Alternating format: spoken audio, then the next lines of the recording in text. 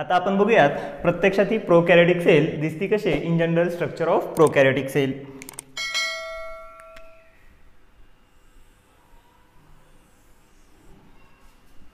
बघा हे मी जे ड्रॉ केलंय हे एक आउटलाइन आहे आणि यालाच सेल वॉल असं म्हणतात. त्याच्या आतमधून मी जे काही ड्रॉ करतोय ते आहे प्लाझ्मा मेम्ब्रेन.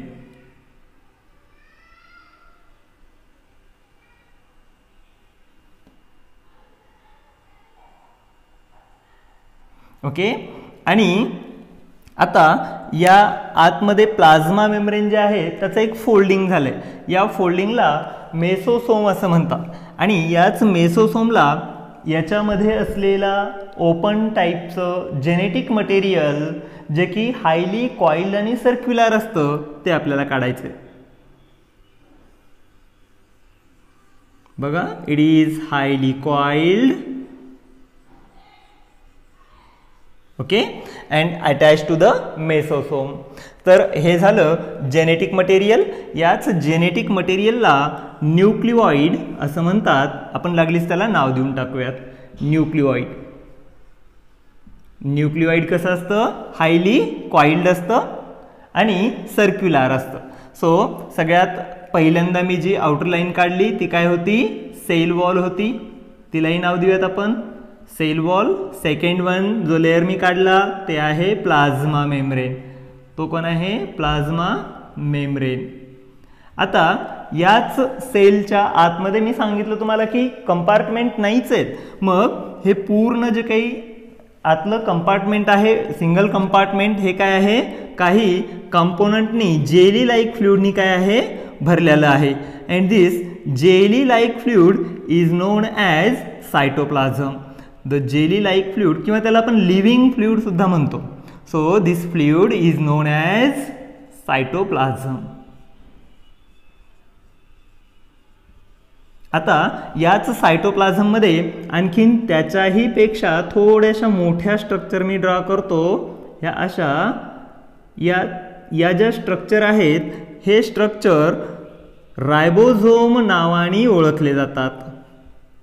हे रायबोझोम्स प्रोटीन सिंथेसिस करण्यासाठी युजफुल असतात. तर मग मी इथं यांना लागलीच नाव देतो, दॅट इज रायबोझोम्स. आता बघा, त्या रायबोझोम्स पेक्षाही आकाराने थोडेशा मोठे असे ग्लोब्युल्स आपल्याला बघायला मिळतात आणि हे जे ग्लोब्युल्स आहेत हे ग्लोब्युल्स आहेत लिपिड ग्लोब्युल्स. हे लिपिड ग्लोब्युल्स जे आहेत की नाही यांना मी आता नॉमेनक्लेचर करतो. इथं त्यांचं नाव सांगतो, नाव देतो, दॅट इज लिपिड ग्लोब्युल्स. आणि आता बघा, याच जेनेटिक मटेरियल म्हणजे ज्याला आपण क्रोमोझोम म्हटलं की नाही, सिंगल क्रोमोझोम असतो, त्याच्यासोबत आणखीन एक एक्स्ट्रा क्रोमोझोमल जेनेटिक मटेरियल असतं. ते कसं असतं, सर्क्युलर असतं. आणि या सर्क्युलर एक्स्ट्रा क्रोमोझोमल जेनेटिक मटेरियलला प्लाझमिड असं म्हणतात. त्याला काय म्हणतात, प्लाझमिड. बघा, आता हे दोन लेयर तर झाले. मग याच्यावरती आणखीन एक लेयर असतो आणि हा लेयर म्युसिलेजिनस लेयर असतो. आणि या म्युसिलेजिनस म्हणजे एक चिकट द्रव त्याच्या बॉडीवरती असतो. याच म्युसिलेजिनस लेयरला म्युसिलेज असं म्हटलं जातं, जो की तिसरा लेयर आहे बॅक्टेरियाच्या बॉडीवरचा, त्या सेलवरचा. ओके, आता हा युनिसेल्युलर आहे म्हणजे एका सेलनी बनलेला आहे. मग याच्यामध्ये हे तीन असे लेयर्स फॉर्म होतात आणि कलेक्टिवली आपण याला कॅप्सूल असं म्हणतो. Okay, this is म्युसिलेज.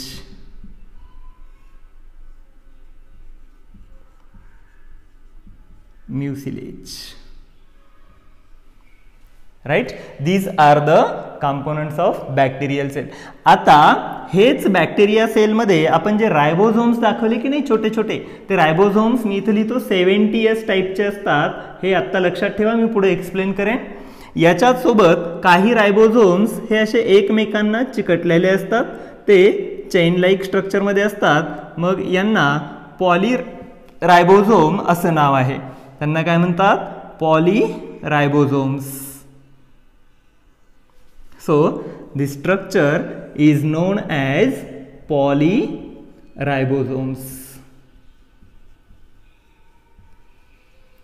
आता बघा, हे झालं general structure of prokaryotic cell. याच्यासोबत याच्यामध्ये आता हे आउटर मोस्ट लेअर आहे की नाही, या सगळ्या लेअर्सच्या मध्ये या पूर्ण त्यांच्या बॉडीवरती काय असतात? लोकोमोटरी स्ट्रक्चर्स असतात. अँड दीज लोकोमोटरी स्ट्रक्चर्स मी मगवा सांगितलं तुम्हाला, ज्याच्यावरनं त्यांचं क्लासिफिकेशन केलं होतं आपण. These structures are known as flagella. याला काय म्हणतात? फ्लॅजेला. फ्लॅजेला किंवा फ्लॅजिलम. ओके, हा लोकोमोशनसाठी काय करतो? हेल्प करतो. आणि हे फ्लॅजेला अशा प्रकारचे असतात.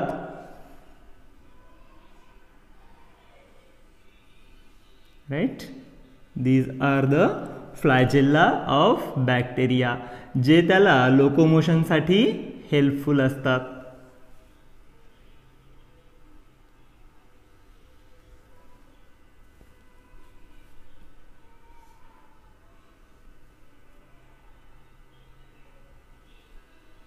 आता बघा, याच फ्लॅजेला सोबत आणखीन काही छोटेसे स्ट्रक्चर असतात, ते सुद्धा त्याच्या पूर्ण बॉडीवरती प्रेझेंट असतात. आणि हे स्ट्रक्चर असे छोटे छोटे हेअर लाईक स्ट्रक्चर आहेत. हेअर लाईक स्ट्रक्चर फ्लॅजेलापेक्षा थोडे छोटे, बरं का. आता हे जे स्ट्रक्चर आहेत की नाही, बघा, फ्लॅजेला थोडेसे मोठे आहेत आणि हे थोडेसे कसे आहेत? छोटे आहेत.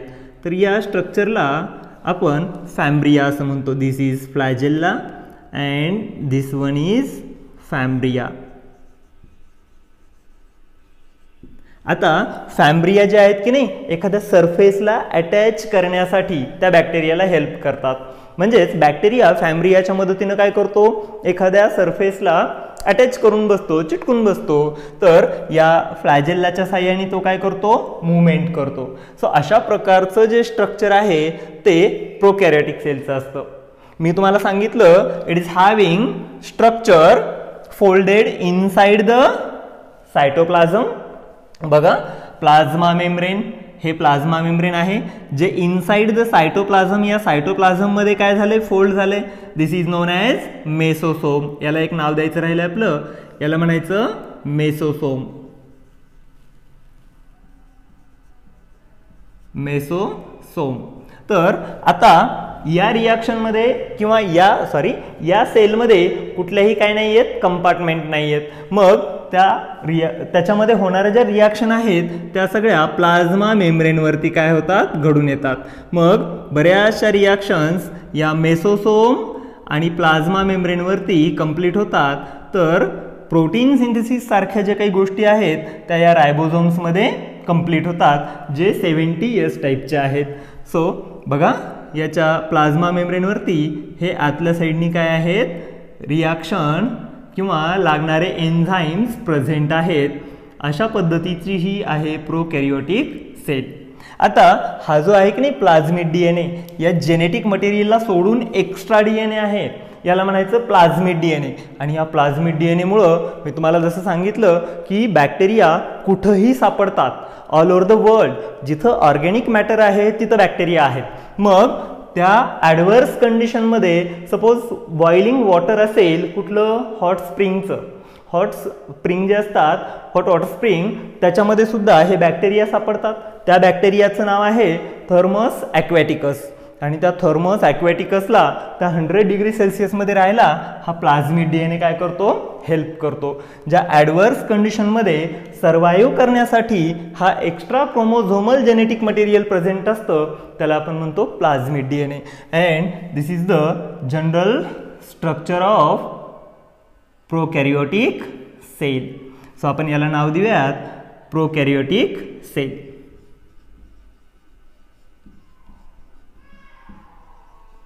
ओके, फिगर प्रोकॅरियोटिक सेल आली लक्षात सगळ्यांच्या? So this is the structure of prokaryotic cell. It is having highly coiled single chromosomal genetic material which is open type, ज्याला न्यूक्लियस नाही, एन्व्हलप नाहीये, त्याला म्हणायचं न्यूक्लिओइड.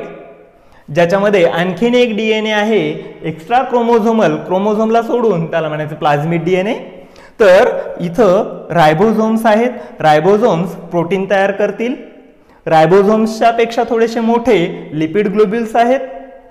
त्याच्याही पेक्षा आणखीन जे काही फ्लुइड लाईक स्ट्रक्चर आहे त्याला म्हणायचं सायटोप्लाझम किंवा लिव्हिंग फ्लुइड, जे की सगळ्या रिॲक्शनसाठी काय आहे, मीडियम आहे. All reactions communications are takes place through this medium. अशा पद्धतीची आणि मग याची सेल वॉल 3 लेअरनी बनलेली आहे. That is outer most layer, that is mucilaginous layer, then cell wall and then plasma membrane. अशा पद्धतीची याची सेल वॉल आहे. सो हे जे बॅक्टेरिया आहेत, हे बॅक्टेरिया आता आपल्याला याच्यातली प्रत्येक गोष्ट डीपमध्ये स्टडी करायची आहे. This is the figure of prokaryotic cell. Thank you.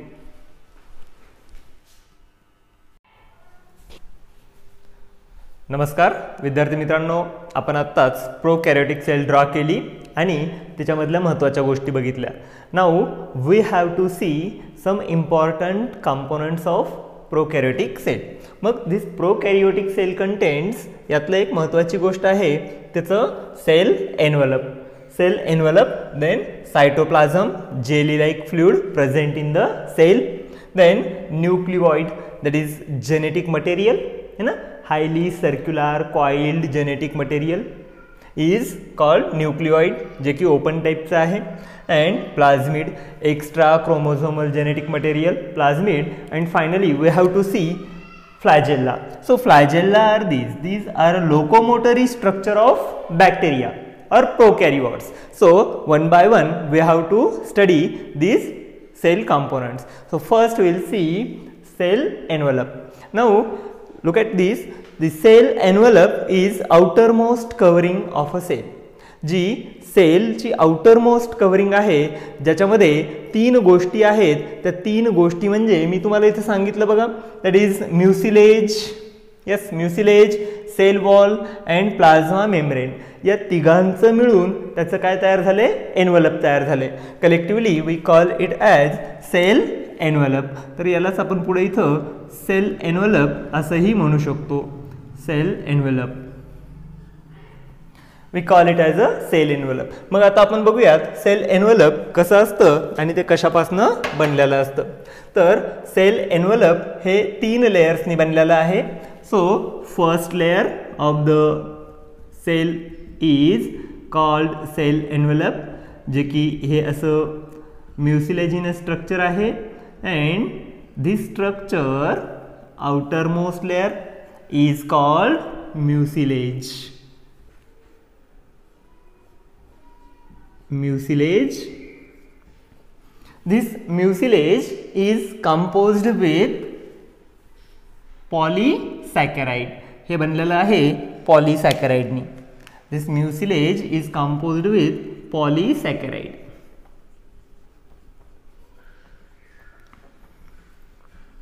This mucilage is composed with polysaccharide. आता बघा, हे पॉलीसॅकराइड जर लूज असेल तर ते म्युसिलॅजिनस किंवा स्लिम असतं. स्लाइम म्हणजे काय, चिकट असतं. If this is loosely arranged it is slimy mode. मग हे स्लिमी असतं, हे थोडंसं चिकट असतं. आणि जर हे असं कॉम्पॅक्ट असेल तर हे काय असतं, टफ असतं किंवा कॅप्सूल लाईक स्ट्रक्चर त्याला तयार होतं. त्याच्यानंतर त्याच्या आतमधला जो भाग आहे ज्याला आपण म्हणतो सेल वॉल, ही आहे cell wall. and this cell wall is composed with, बघा सेकंड लेयर जो काढला आहे that is cell wall, and this cell wall is composed with, आपण याला नाव देऊयात सेल वॉल. आणि सेल वॉल ही बनलेली असते कशाने, तर ती बनलेली आहे पेप्टिडोग्लायकन्स. ती बनलेली आहे पेप्टिडोग्लायकन्स.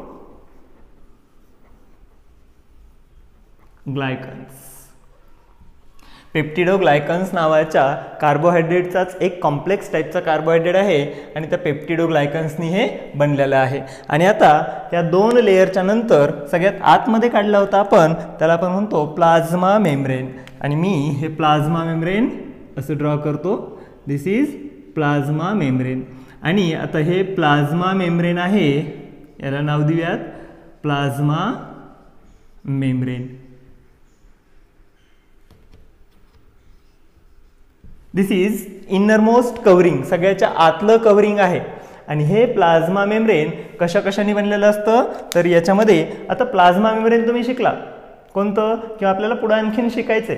या प्लाझ्मा मेम्ब्रेनमध्ये लिपिड्स आणि प्रोटीन्स यांनी बनलेलं असतं. It is composed with lipids and proteins. आता हे झाले 3 मेंबर्स किंवा 3 मेम्ब्रेन्स, आणि या 3 मेम्ब्रेननी बनलेलं असतं सेल एन्व्हलप. मग this प्रोकॅरियोटिक sale is having cell envelope. It is composed with 3 layers. First one is mucilage. जर म्युसिलेज लूज असेल तर त्याला आपण स्लाइम म्हणतो. त्याच्यानंतर जर ते टफ असेल तर त्याला आपण कॅप्सूल म्हणतो. ओके. त्याच्यानंतर हे पॉलिसॅकराइडनी बनलेलं आहे. त्यानंतर जो काही मिडल लेअर आहे त्याला म्हणायचं सेल वॉल, जी पेप्टिडोग्लायकन्सनी बनलेली आहे. हीच सेल वॉल प्लांटमध्ये सेल्युलोजनी बनलेली असते. आणि हीच सेल वॉल फंजायमध्ये कायटिननी बनलेली असते, लक्षात ठेवा. आता या बॅक्टेरियामध्ये cell wall is composed with peptidoglycans and this innermost layer is known as plasma membrane. This plasma membrane is composed with lipids and proteins. So this is cell envelope. First part or first component of prokaryotic cell is over. That is cell envelope. आलं लक्षात सगळ्यांच्या. आता आपण दुसरा component बघूयात, त्याचं नाव आहे cytoplasm. बघा आता सायटोप्लाझम हे जे जेली लाईक फ्लुइड आहे, या सेलमध्ये जेली लाईक फ्लुइड आहे. This fluid is known as cytoplasm. मग या सायटोप्लाझममध्ये सगळं काही मॅक्झिमम कंटेंटमध्ये वॉटर असतं आणि बाकीचे सगळे जे काही कंपोनंट्स आहेत, सगळे एन्झाईम्स आहेत, ते एन्झाईम्स ह्याच्यामध्ये प्रेझेंट असतात. कुठले एन्झाईम्स आहेत? आता या फोटोसिंथेटिक बॅक्टेरिया जर असेल तर याच्यामध्ये काय असतील, काही एन्झाईम लागत असतील फोटोसिंथेसिससाठी लागणारे, तर ते कुठं असतील? मग या सायटोप्लाझममध्ये असतील. याच सायटोप्लाझममध्ये मेसेज इंडक्शनचं काम केलं जाईल. जर एका ठिकाणाहून या बॅक्टेरियल सेलपर्यंत किंवा प्लाझ्मा मेम्ब्रेनपासून न्यूक्लिओइडपर्यंत मेसेज द्यायचा असेल तर त्याला मीडियम लागेल. And this medium is this cytoplasm. This jelly like fluid is known as cytoplasm. It is also known as living fluid. या सायटोप्लाझमला लिव्हिंग फ्लुइड असेही म्हणतात, living fluid. So this second component is known as cytoplasm. या cytoplasm मध्ये आता आपण बघितलं की हे खूप सारे रायबोझोम्स जे एकाला एक चिटकलेले असतात आणि एकाला एक चिटकलेले रायबोझोम्सला आपण पॉलीरायबोझोम्स म्हणतो, किंवा एक इंडिव्हिज्युअल असे रायबोझोम्स असतील. असे हे खूप सारे रायबोझोम त्याच्यामध्ये काय असतात, मूव्ह होत असतात, त्याच्यामध्ये फ्लोट होत असतात. त्याचसोबत मोठ्या मोठ्या काही बॉडीज आहेत ज्याला आपण लिपिड बॉडीज म्हणतो, किंवा काही फूड मटेरियल असेल जे की ग्लायकोजनच्या फॉर्ममध्ये काय होतं, स्टोअर होतं इन केस ऑफ प्रोकॅरिओट्स. तर असं हे जेली लाईक फ्लुइड आहे जे की मीडियम म्हणून काम करतं त्या बॅक्टेरियाच्या आतल्या एन्व्हायरमेंटमध्ये. So this is known as cytoplasm. Nucleoid. Nucleoid is highly coiled genetic material of bacteria. This highly coiled circular single chromosome is known as nucleoid. हे जे न्यूक्लिओइड आहे ते कसं असतं, ओपन टाईपचं असतं, म्हणजे त्याला कुठलंही एन्व्हलप नाही आहे. आणि आणखीन एक महत्त्वाची गोष्ट म्हणजे हा जो न्यूक्लिओइडमधला जेनेटिक मटेरियल आहे की नाही, तो हिस्टोन नसलेला असतो. युकॅरिओट्समध्ये त्याला हिस्टोन नावाचं प्रोटीन सोबत असतं, इथं मात्र हिस्टोन नावाचं प्रोटीन सोबत नसतं आणि हे ओपन असतं, म्हणून याला म्हणायचं naked type of genetic material. Okay. तर हे झालं nucleoid. So keep it in mind, nucleoid may be attached with mesosome and mesosome is the inner folding or folding of plasma membrane in cytoplasm. Plasma मेम्ब्रेनच्या आतमध्ये जी काही folding झाली आहे कशाची, प्लाझ्मा मेम्ब्रेनची, त्याला म्हणायचं मेसोसोम. आता हेच प्लाझ्मा मेम्ब्रेन आणि मेसोसोम सगळ्या रिॲक्शन्स परफॉर्म करण्यासाठी एक स्टेज अवेलेबल करून देतं.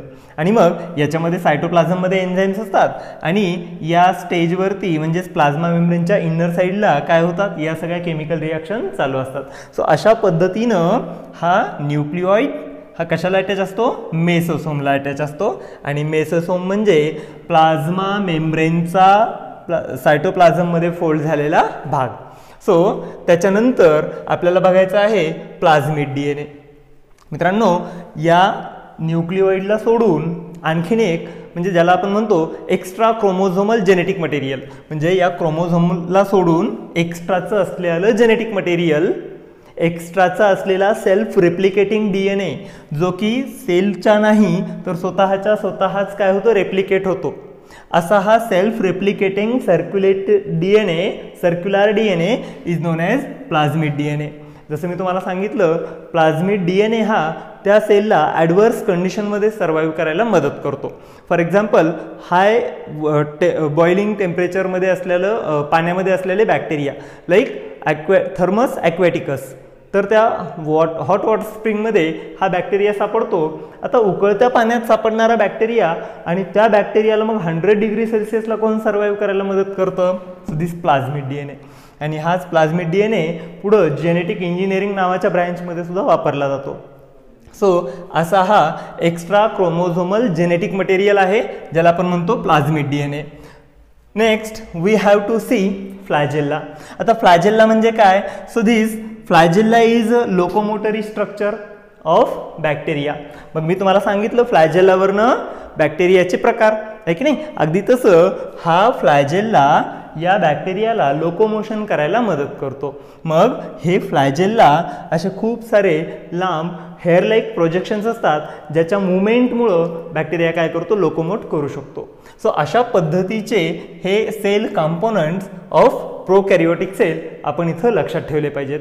तर this is the in general introduction or general idea of prokaryotic cell. येईल लक्षात. याच्यामध्ये आपण गोष्टी बघितलेल्या आहेत. प्रोकॅरियोटिक सेल, त्या प्रोकॅरियोटिक सेलचे कॅरेक्टरिस्टिक्स, त्याच्यानंतर प्रोकॅरियोटिक सेल्स कोणकोणत्या आहेत? तर all bacteria are members of प्रोकॅरियोट्स.